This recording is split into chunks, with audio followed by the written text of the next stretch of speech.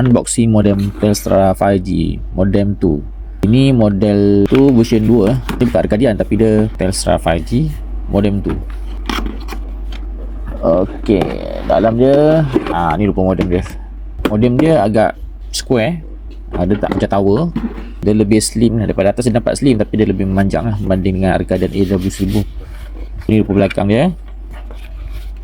Ini rupa depan dia. Dia ada logo T kat sini.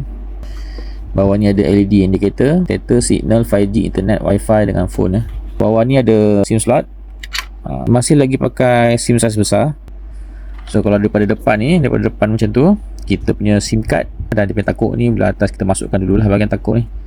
So kita tekan sampai punya klik. So jangan salah masuk saiz sekarang ada yang masuk saiz yang micro ataupun nano, dah sangkut kat dalam dah susah dah pening kepala nak keluarkan balik.